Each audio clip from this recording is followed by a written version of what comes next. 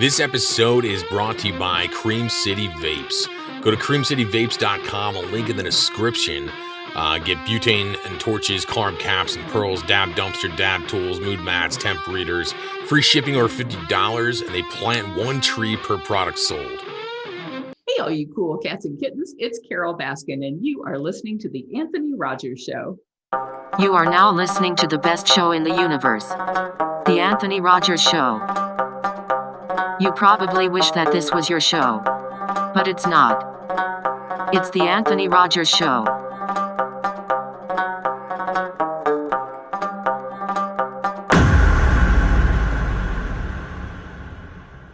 Tell all of your friends to listen to this show. Today's episode is starring Carole Baskin. She's the CEO of Big Cat Rescue, an animal sanctuary in Tampa. She's a big cat activist and star of Tiger King.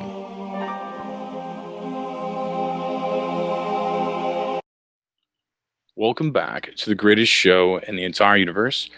Today we have a huge guest, activist, reality TV star at this point, I guess, like one of the biggest shows. I don't know.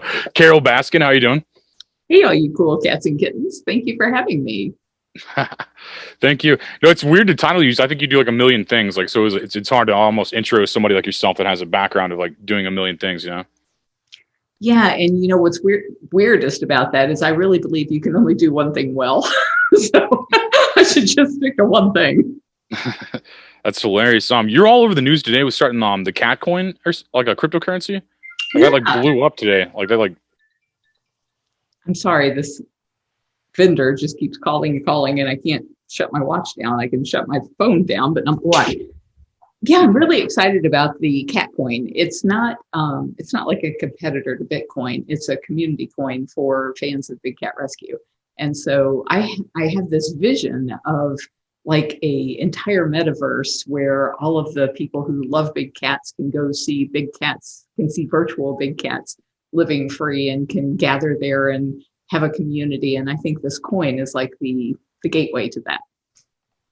That's awesome. That's a cool kind of like idea and stuff. I like what you're doing, and I like what you're doing with animals and stuff too. It's a cool vibe. Like and it was weird because like you seem like you had stuff going on before like this Tiger King thing even happened. It seemed like that almost like Jerry Springered something good you had going almost. You know, like, from my perspective, like it seemed like has that affected you like in a weird way being attached to somebody like Joe Exotic, like just or something like that, like Well, actually, in the business that I'm in, which is ending the abuse of big cats, there's a bunch of people who abuse big cats.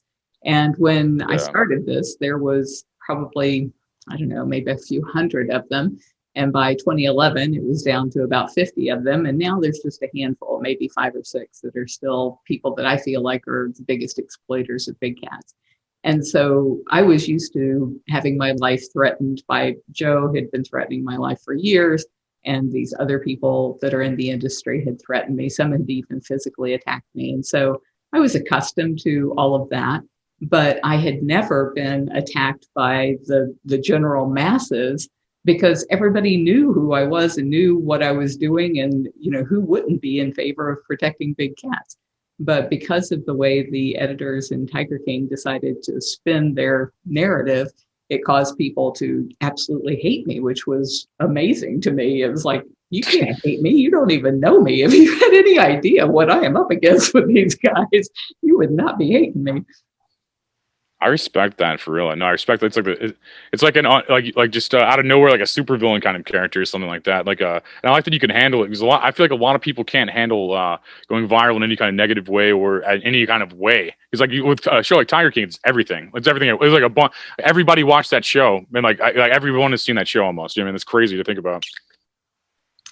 Yeah, I hear so many people talk about how when they start to say something, they'll say trigger alert or something because they're so worried about how somebody might respond to something they say. And I think, gosh, you know, if somebody that fragile had been the victim of the Tiger King editors, they could have committed suicide over that. I mean, it was such a horrific thing that they did to me and my family, and they caused so much drama. I would fear that somebody that didn't have as good of a attitude toward everything working out for the best like I do might have really been injured by that. No, I bet that's crazy, and I respect that. Like you're still like and you have Joe Exotic's zoo now, don't you? In May or something, I read. Like you had his former zoo. Yeah, he owed us over $1 million, and so the judge, for using our name, and all he had to do was stop using our name, but he wouldn't do that. He kept fighting through court, and we couldn't let him win and use our name and ruin it. So that's why we had to keep going after him. That's crazy. So we ended up winning the lawsuit, and assets as they come in, we've been able to get. He had some inheritance to some land in Kansas, and then he had the GW Zoo, which we recently took over. And hopefully it's going to be closing next week. We've got it sold, and we sold it with a caveat that nobody can ever have exotic animals there again. So we don't want to ever see those cages used for abusing animals again. Yeah, that's crazy. There's a lot of darkness to that too. Like I think Tiger King's like a funny thing to watch, but there's a lot of just real shit going on in people's lives and stuff. It's crazy. Like when they lost her arm, that was insane. That was completely crazy. Just to think about it, it's documenting just people's she went to work and just lost an arm. That's insane. These animals are so dangerous, and that's why they don't belong in cages. We shouldn't have them in backyards and basements. No, I definitely agree. My parents had a parrot when I was a kid, and I hated seeing it in a cage. It was that. I said that same feeling, I think, but you just did something about it. I feel is the difference. I feel it was that's a good point. That sounds. I couldn't imagine being a caged animal. That's insane. I can really associate with how that must feel because for me, when I feel stressed, I go out walking, and I'll just walk for hours and hours and hours, just like a big cat. They walk for hours, and the idea of them not being able to do that, to have to just walk in circles because they're in such tiny cages, is just horrific to me. No, that's crazy to think about. That's awesome. You're doing something about that. Is that what kind of inspired this whole thing originally? I read Lucy on the internet, but I'm having a conversation. Is that what kind of inspired everything that you just start all these things basically? What was that moment? I guess a better question. What was that moment that made you kind of to do all this? Well, it actually started when I was 8 years old. I learned that domestic cats and kittens were being killed in shelters due to overpopulation. And so that really lit a fire in me to put an end to that. And I didn't know how I was going to do it as a child, but I thought, there's a lot of dogs and cats. This is going to be expensive. And so I would work all kinds of crazy jobs. I would get all the kids in the neighborhood working for me, and we'd cut grass, and we'd wash cars and trailers and everything else. And that went over into my adult life. I would work 3 jobs at a time. I would invest every dime that I got. I lived very frugally. I drove a $100 Impala. I'd park it around back when I'd go into the bank to buy defaulting mortgages from them, because I didn't want them to see the way I lived. And I bought all my clothes at Goodwill. But it grew to be this passion to protect big cats. And that was because I had, as a result of being involved with smaller cats, ended up at vets' offices where if a bobcat gets hit by a car, the vet can fix them in 30 minutes or so, but then it's months of rehab before they can be released. And the only cats who can ever go free are the ones that are born in the wild. So I had started doing that. And then by the time I was in my 30s, I had built up a real estate business, and my husband and I were looking for ways to give back. And we were thinking about supporting, children's homes or old folks' homes or something like that. And we were at an auction, and a taxidermist was bidding on a bobcat. And I didn't know he was a taxidermist. I leaned over and I said, when that cat grows up, she's going to tear your face off. And he said, I'm a taxidermist. I'm just going to club her in the head in the parking lot and make a den decoration out of her. And so we came home with that bobcat, and she had been declawed, so she couldn't be released. And she was just a horrific pet, but there was nothing else to do with her. And so my husband started looking for a cat that she could grow up with, that she wouldn't kill. And he found a guy that said he'd sell us kittens, but we had to drive there in person. And it turned out to be a fur farm. And it turned out there were 56 bobcats and lynx there that were going to be killed the next year for their fur. So we came home with all 56. And then that led us to buy out every single fur farm in the United States. And then people started calling and saying, would you take my lion? Would you take my tiger? I'm like, what are people doing with lions and tigers? And so every time something like that happened, I thought, all right, well, I can fix this. I'll, take care of this problem, and then I'll get back to the small cat issues. And so it's been, I was so naive. It's been 30 years now of trying to end the private possession of big cats. And now we've reached a point where in the next 5 years or so, we're going to lose the tiger in the wild if we don't end the private ownership and exploitation of these cats. because it's all of these cubs. Like did you see Tiger King? Yeah. So all of those cubs that they breed for people to have their pictures made with them, they can only use them until they're about 16 weeks old, and then they can take a finger off a child. And so then they become a liability, and that's when they either give them away to people as inappropriate pets, or they will kill them for their parts, or they end up in these canned hunts where people will go to pay to shoot a lion or a tiger and say that they shot it on a safari when actually it was just in a cage. And so trying to bring that entire industry to an end has been the work that we've been doing for the last 20 years legislatively. And we're finally to a point where I think our federal bill will pass this year. It's gotten enough momentum now, and it has bipartisan support in both the House and the Senate. We have 165 members of Congress in the House that are supporting it, and we just launched in the Senate with two Democrats and 2 Republicans. So I really think it can pass, and what it'll do is ban the cub petting, so you can't pay to pet a cub, which stops that whole breeding and discarding industry. And then it phases out private possession, so people who have them can keep them, but they can't buy or breed more.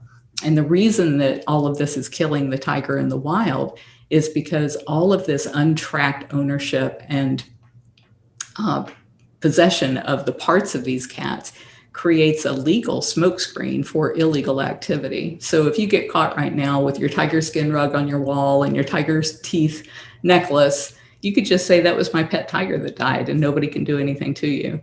Once we ban that, then if you get caught with those items, then you go to jail, you have a heavy fine. And it's always going to be cheaper to poach tigers in the wild than it is to raise them for 5 years until they're full grown in captivity. It costs us like $10,000 per year per tiger just for their food and vet care, not any of the overhead of the sanctuary. So a bullet is a whole lot cheaper. And that's why tigers are disappearing in the wild and why we have to stop it. You covered a lot of really heavy things. It's like there's like 15 different like amazing points in that. Congrats on your bill, by the way. I read about that, and congrats about that. Like that, I think that's a good step in that. And that's what they're saying. I think that's what that Joe guy was accused of too, is like killing his tigers after like they were cute or whatever the terminology. That's insane. Yeah. What's the solution like to say because I can see private ownership being terrible. Like if the people are ridiculous, like, I can see like good people, like you have a sanctuary. I mean, I see like good people have like good places for. What is your solution for the tigers? Like you think like if they can't be held like or can't be kept or you know what I'm trying to ask. You're an expert in this field. I'm a layman trying to translate, but no, I feel like what is the solution for all the tigers and stuff if they're not being like in homes or anything like that? You know, like we're just back to the wild or something. Or? Well, unfortunately, no cat that has been born in captivity can be released back to the wild, no big cat. So that's not legal. And it wouldn't work because it takes the mother like 4 or 5 years to teach her cubs everything they need to know about staying away from people mostly, whereas these cubs were pulled and bottle raised their whole life. They weren't raised by their mothers, so they imprint on people and they would eat people if you release them. Yeah, there's that. That's crazy. Sanctuaries like mine, we don't want to exist. We don't want to have cats in cages. And you're a solution more so. Like I'm sorry, go ahead. You're like a solution so far. You're not like it's like instead of an invention, you're like a solution, you know? Well, we're not even a solution. We're just kind of like a halfway house. And what we need to do is stop, you got to turn off the tap before you go and mop the floor. And so we got to stop all these cats being dumped out into private ownership by these cub petters first before we can figure out the rest of this. But I actually have an idea for the rest of this that I think will work. And this is part of what we were doing with the launching of the cat coin at rally.io. And that is, I don't know if my cable will reach all the way over here, but are you a gamer? Oh, yeah, actually. It's funny you asked that. What's your headset of choice? I'm wearing it actually underneath this. That's why I wear this stupid hat to hide this microphone. I have like a gaming hat for Xbox. I play Xbox all the time. Well, I'll have to remember that trick. Maybe I can stick it under my flower crown. So we created a virtual reality game, which we were working on this in January of 2020. And it launched in June of 2020, but Tiger King came out in March of 2020, right between. And I was so excited about launching this virtual reality game. It was the first time ever that a game actually taught people about protecting tigers in the wild. And it brought you through this whole thing of, finding out that this tiger's been snared by poachers and you have to go in and release her. And then at the end of it, you actually make a call to Congress, a real live call to Congress to support our federal bill. And because of Tiger King, the media didn't want to talk about it. They just wanted to talk about that freaking shit show that was Tiger King. And I'm like, we have something really important here that could change the world. And they're like, oh yeah, and she's got a phone app. And it's like, no, it's not a phone app. It's total immersion in the tiger's realm. And so we've been working on these virtual reality and augmented reality things since 2012, but the public just has not been ready for this. And I think finally with COVID, they're ready. They've done a lot more like Zoom calls, and a lot more people are doing gaming, and Oculus now has this affordable headset. But my ultimate goal is, imagine this.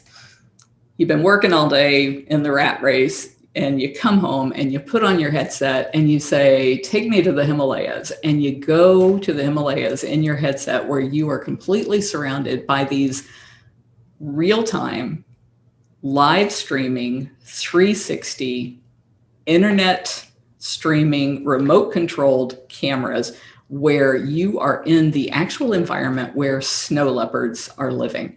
And you look in any direction and you're like, oh yeah, I see the snow leopard down there. Let me hop over to that camera so I'm a little bit closer, and you can bounce on over through this network of these cameras. And then you watch these cats living in the wild, hunting, mating, raising their cubs, doing everything they do. And all of the ad revenue and the subscription revenue goes into these local villages to, one, keep the cameras running, because I have a dozen of those cameras here at the sanctuary, and they are always in need of somebody to go wipe the lens off or something. And it provides them with an income they could never get selling yak fur on the local village market. And so the only way that keeps money coming into them is if they keep their entire area's ecosystem in balance, because a big cat can't survive unless there's plenty of prey. So you can't be cutting down the forest or polluting the streams or doing all of those kinds of things, which are usually done just because people are trying to subsist and eke out a living from the environment. Now they've got all this money coming from all around the world. They've got a better standard of living if they just protect those cats in that area.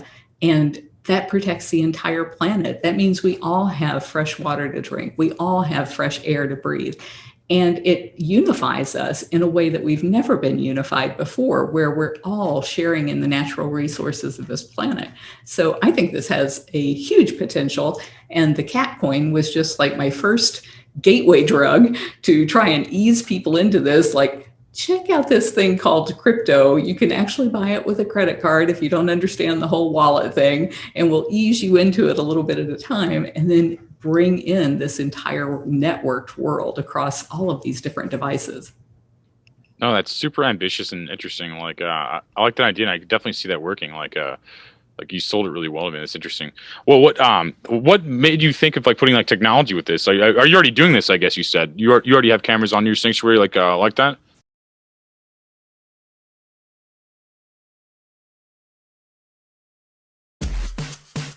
My friends at CBD Direct have given you a no excuse option to try the highest quality plant-based medicine at the absolute lowest cost. Tinctures, gummies, pet chews that you're using to calm anxiety, support better sleep, and just live better are available for up to 80% below most CBD products available. That includes the cost of your membership.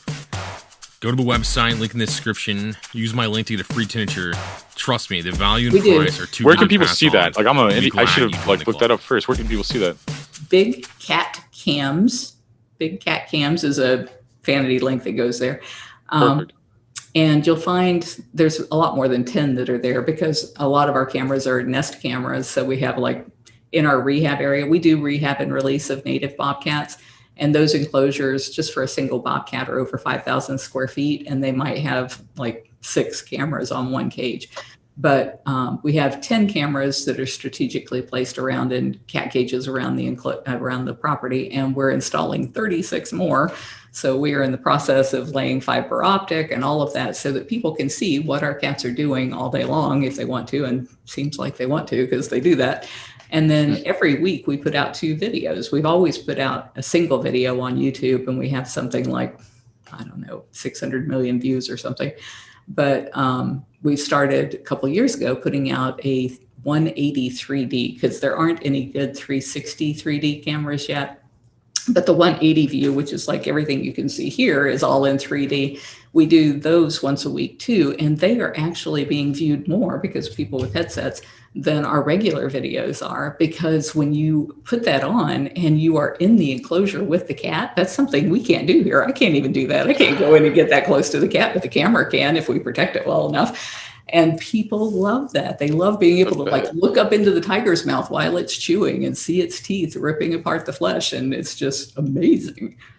That is super innovative. I love that idea, like a digital zoo. I love that idea.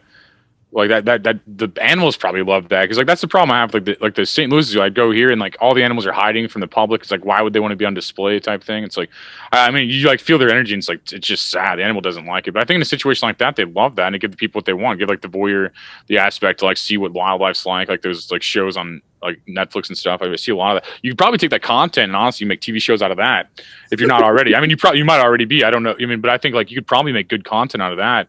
But the VR thing's cool. How do you do the VR thing you're talking about? You could literally put on a headset, like a VR headset, and then like it's be at your place, you're saying? Well, no. As far as the webcams, those are on flat screens, so you can do that on your phone or on cool. It's still awesome. Yeah, and I was just wondering. But I'm thinking that, that technology is already out there for motion censored cameras. So I'm sure you've seen like trail cams of like maybe a cougar running past a trail cam, and somebody posts that on the internet, on YouTube or Facebook. And it's like, oh, look, this mama cat with her cubs ran across the scene.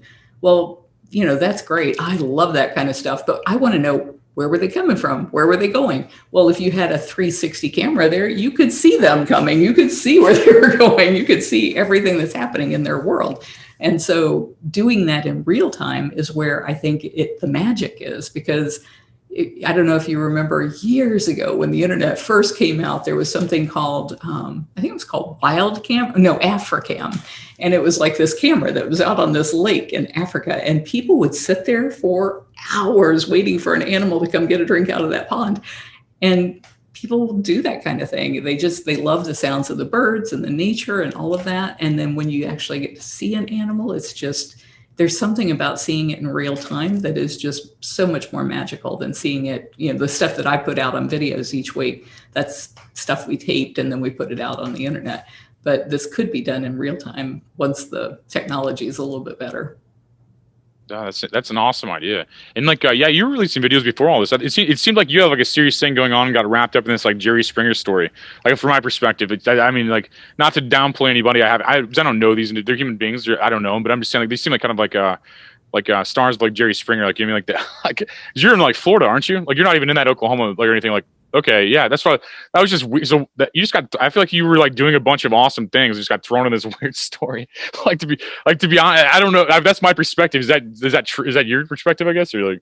Well, it's funny. I just recently met Jerry Springer, and it's kind of like my story. He is like the nicest person in the world. He is so nice and polite and gentle, and it's like, how was there a Jerry Springer show when you were this gentle person? But yeah, the whole thing was just, I mean, the whole idea of there even being a feud was ridiculous, because I've never spoken to Joe. And how do you have a feud if you don't have people like, nipping at each other's heels? And of course he was, threatening and using my name all the time. But I just ignored that, because for me, it's about protecting these cats. It's not about these individuals. And there's no point in engaging with somebody like that. It's like taking on a 5-year-old on the playground. It's like, what are you going to win from that? That's not going to help anything. And yet that was what they turned the entire show into, was to try and make it that kind of a situation. And I think the worst thing they did was to try and paint zoos and sanctuaries as being the same. We have our smallest cage here for a 20-pound cat is 1,200 square feet. That's bigger than my house. It's like your house cat having a whole house size for them to live in with nobody else having to share that space. That's our smallest cage.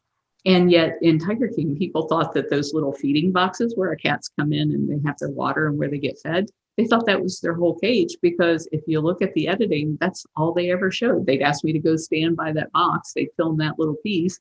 And then people were screaming at me for months afterwards saying, how could you keep those cats in those little boxes? It's like, are you freaking kidding me? We got cameras everywhere. You can see how our cats live. It's nothing like that. So it really was just a horrible thing that they did as far as the editing to try and fit a narrative that just wasn't true. You seem like the most normal person, like on that show. Like I was watching that, like, and I'm not gonna just make fun of people, but I think like you do seem the most normal, like out of those people. I'm not saying much. Fair, yeah, fair. No, that's got to be weird because like you already had your own thing going on. You were releasing a lot of videos people watched. You had millions of views before Tiger King. Like, so you were kind of killing it on your own before that. I mean, I think it brought more attention to it because that was a show like literally everybody saw on Netflix. But I think like in America, at least, like during that, it was like it hit quarantine, it hit the right time, I guess. I don't know. But like you had, like I said, you had millions of views just off that because people do want to see wildlife and people are interested in like what you're doing. And that's interesting too. Like you were getting numbers before like all that, before pop culture, you know, like. Yeah, we spent a lot of energy in trying to build up our social media channels, because I felt like in the very beginning of the sanctuary back in the 90s, when we could only afford to pay 3 people, I didn't take a paycheck for the first 11 years, but when I could pay 3 people, I paid 1 person to manage volunteers, because all of our animal care is done by volunteers. So they need somebody who's telling them, you know, this is what needs to get done today and making sure that that gets done. The second person was to run the gift shop, because you have to be able to sell the hats and the shirts and the socks and everything else to get your logo out there and get people sharing that kind of stuff. And then the third was somebody who was a media producer, because I felt like these cats really tell their own story better than anything else we could do. And bringing these cats to people's living rooms and to their pockets when phones became available was the best way to reach people. And so we've always had just amazing fan support on all of the social channels. No, it's smart. I like what you did. You have like a good like thing, and then like that's always my goal. It's like be a millionaire with like a clean soul. Like I don't know your finances, but like it seems like you have that energy of like a millionaire. Like like my perspective, like that's how they think. I mean, you seem like you're doing well, is all I'm saying. But yeah, no, it's like I think that's good. It's like keep a clean soul and get as rich as you can. Really, it's like 2 important things. Then you can do better things when you're rich. You know, you could like help more people. You can help more animals in your case. I think that's a very noble thing. I think it's awesome.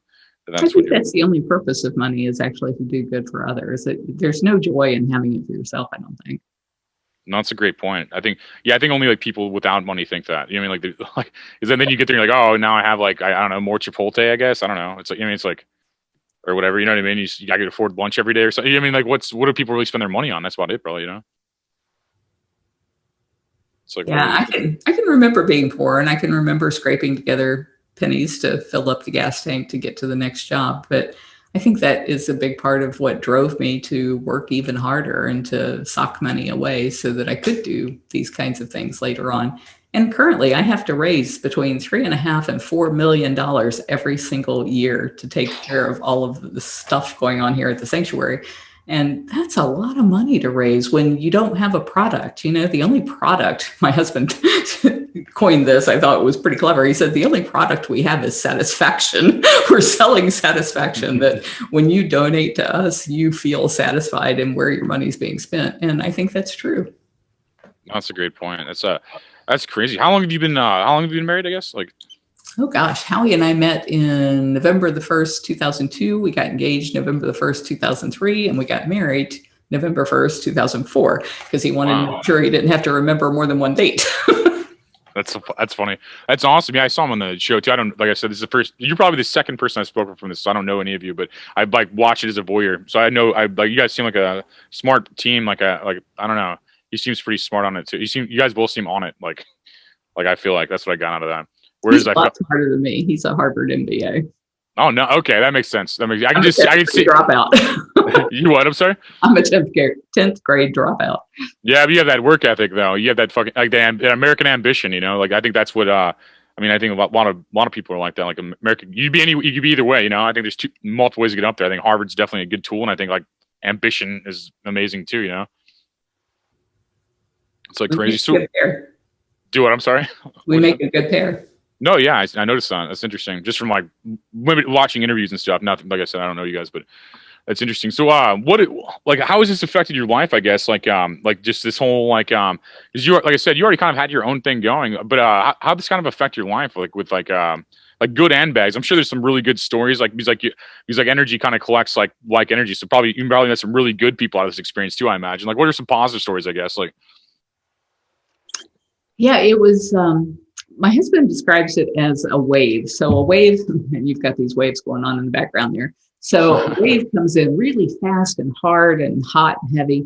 And that's the way it was after Tiger King, because people believed the narratives that they saw. And so they all came in so angry and, screaming obscenities and saying they were going to burn the place to the ground and just all kinds of stuff.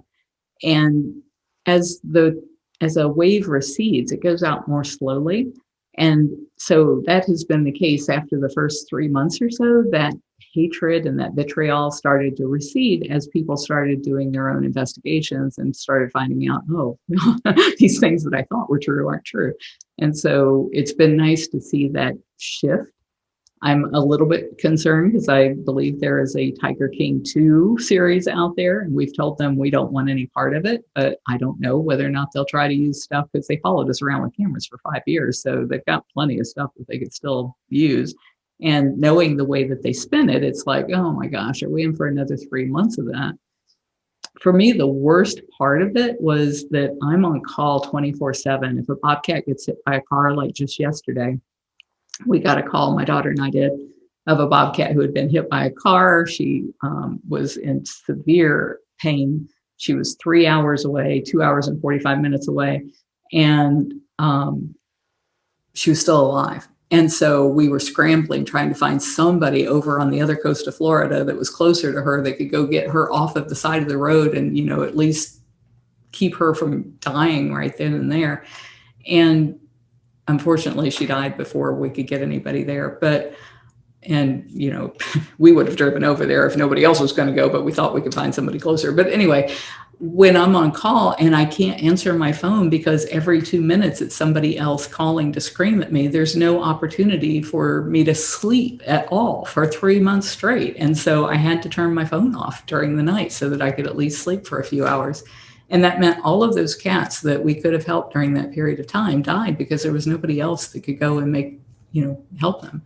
And I hated that people were so misled that they caused that kind of suffering during that period of time. And I really dread that could happen again with a season 2. But to answer your question about how were the good things, there were a lot of good things. Like when Dancing with the Stars reached out to me, I thought they must be out of their minds because I don't dance, and everybody who knows me knows that. But they said what they would do is give me a platform to talk about the issues, because I felt like the tigers were the ones who were really harmed the most by Tiger King. There was so much that they could have done to mobilize people, to get people to contact Congress and get that bill passed last year. And instead, it created a nightmare situation for us. But when Dancing with the Stars offered to give me that platform, not only did they do it during the period of time that I was dancing, but they still to this day stay in contact with me. They say that, different media people reach out to them and say, hey, do you still have her number? Could I contact her? And so they'll send them on to me. And it gives me the opportunity to keep talking about our federal bill and about ending the cub handling. And that's what it's going to take to save the cats in the wild. So it's been a really, really good experience. And then just in April of this year, I discovered things like BitClout and Clubhouse. And I've met some amazing people in those industries. And so that has helped me to further so much of these dreams that I had for a virtual world that we can see these cats in instead of seeing them in cages and zoos. It's given me the opportunity to connect with people who can actually make those dreams come true. So I am really, really thankful for the opportunity to have met these people. And I think probably Clubhouse wouldn't have become what it did if it weren't for COVID. So again, it's like, here's this horrible thing, but something good always comes out of the most horrible things, I think. No, there's always silver lining. I mean, the Renaissance happened after the bubonic plague. There's always like so much and there's always so much good and bad situations as well. Yeah, no, I see that. I think social media is going voice next. I think that's how people are going to be communicating with each other. Like they already kind of are. They say like a couple sentences instead of a text. I think that's kind of how Clubhouse is is kind of like on it. I think that's where social media is going to be more voice oriented, or at least a section of it. At least some people will find that luring. One of the things I thought was so interesting, somebody said this on Clubhouse, was that all of the other social media outlets you can outsource. You can't outsource your own voice. And that's where people will really find out who you are, is when you have to be there being who you are. And it's like, wow. Maybe that's why I like it so much.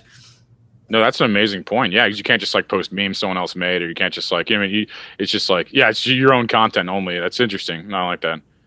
I literally think that's where it's going. I think that's where social media is going. I think kids will always use like TikTok like things, like video kind of thing. Like, I don't know. There'd be a lot of need for a lot of those things. I like that you do that with your name also. I like that because I didn't really know. I was just interested in like getting an interview kind of as a journalist, getting to know a person that's in pop culture more so. But like I like how you attached like an actual cause to what you're like. Just even in this episode, just from my limited point of view of knowing you, I think literally that's great. Like you brought a lot of attention to people, viewers or listeners may like check out on their own time and how they can actually help animals and then that's a very positive message. And I think that's what I think that's more important. I think like we got enough bad news these days. I think it's good to have like just interesting things that actually show results and help people, and animals in this case, Yeah, who doesn't love animals? I know, it's great. Yeah, that's a very valid point. I wouldn't trust anybody that doesn't, Right. That's crazy. So yeah, no, I forgot you're in Dancing with the Stars. Like, what? So what? Like, that's crazy. Honestly, to even think about like what was that like? I guess like I didn't watch any. I don't watch TV that much, but like, what was that like to be that experience? Like, I guess. Well, I had never seen the show. My daughter was the one that wanted me to do it, and my daughter and my husband both wanted me to do it because they said, if people see that you're willing to try anything, and that you're smart. You're a likable person, then maybe it'll help with all of this hate that you're experiencing. And for me, the only reason to go was to get the message out about the cats. But I thought, and I do this all the time, how hard could it be? Oh my gosh, that was like the hardest physical thing I've ever done in my life.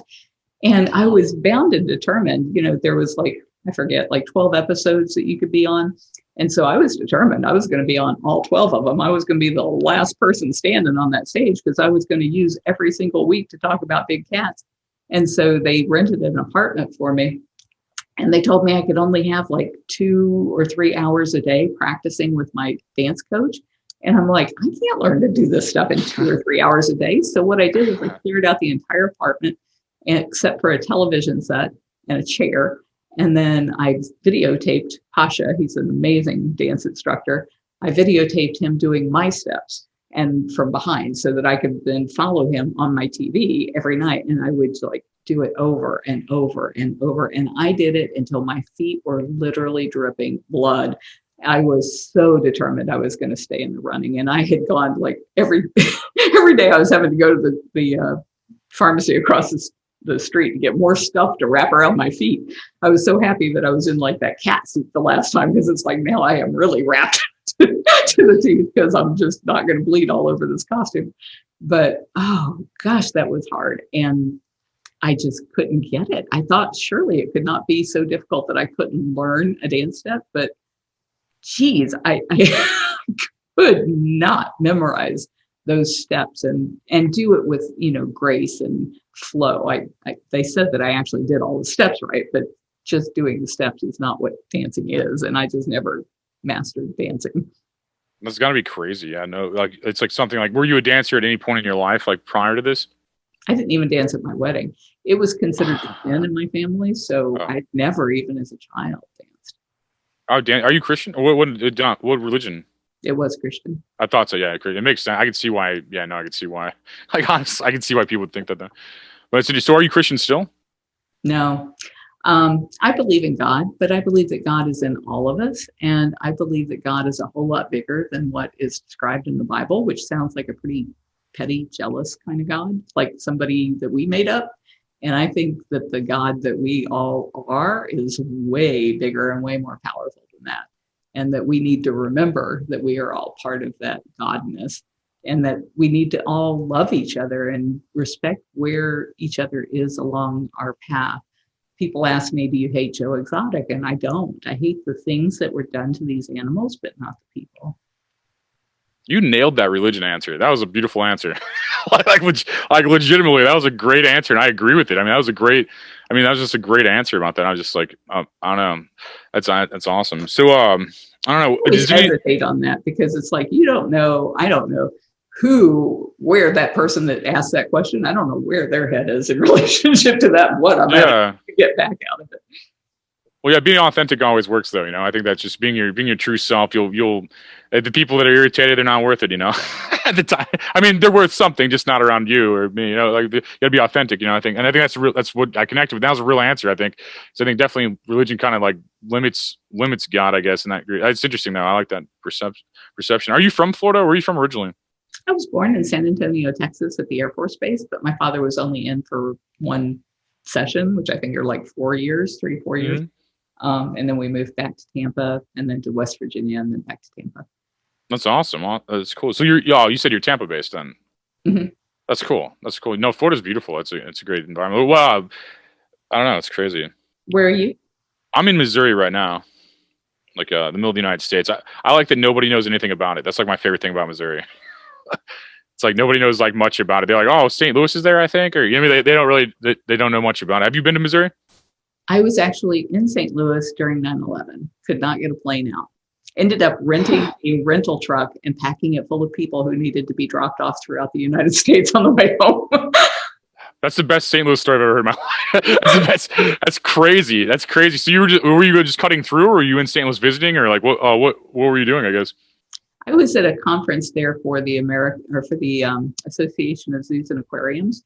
And I think that zoos are they're the last stronghold that I have to deal with, because most people understand cats don't belong in fur coats, cats don't belong in the circus, cats don't belong in backyards and basements, but people still believe that it's okay to have cats in zoos. And I'm like, no, that's like the worst message you could teach a kid, is that it's okay to take away that cat's birthright to a natural life and hold them prisoner because it amuses you in some way. What kind of message is that to teach a kid? And so getting past that is something where I felt like the only way I could do it was from inside the zoo industry, to learn who they are, what they do, why they do it. And it's all about money. So if what they want to do is make money, how about they create, instead of cages full of animals, they create these location-based experiences. So we talked earlier about putting the headset on and you're watching the cats in the Himalayas, but maybe you can't afford a $500 headset. So you pay your $10 and go to the zoo. You go to the Himalaya exhibit house. And when you go in there and put on their headset, they're blowing cold air at you. You're sitting on rocks, you have that whole experience. I think people would love that. That's an amazing idea. Yeah, the St. Louis Zoo is boring, and the animals look sad. Like that's the worst part. I think the zoo could be done right. Like if you gave them, I don't know. I guess like being watched by people will always be awful for animals. I guess that would be awful. Like being a pet, and like I see what you're saying. Actually, yeah, no, I knew, but I just don't know. But I always try to think of like exceptions of like how it could be okay. But I really, the captured animals, it really isn't good. I guess. Like I can't think of it. Like I mean. We had a bobcat that came in because she had broken her leg. She'd been hit by a car. And the vet fixed her up, and then she had to spend a few weeks in the cat hospital. And then we put her outside, and we put them in increasingly larger cages. And so by the time, she'd probably been like 6 weeks after she had been initially injured before she was in this 5,000 square feet. And I noticed on the cameras, because I watched them to see how they're doing, she was pacing one night all the way around the cage. She kept doing lap after lap after lap. And I was like, for crying out loud, how many laps did that cat do? So I went back and I counted them. And if you figured the footage around that cage, she traveled 16 miles in a single night, like 6 weeks after having her hip shattered and her leg broken. And it's like, there's just no cage you could ever put a 20-pound bobcat in that's going to be sufficient for that cat. And tigers, they roam like hundreds of miles. So there's no cage that's ever going to be sufficient for them.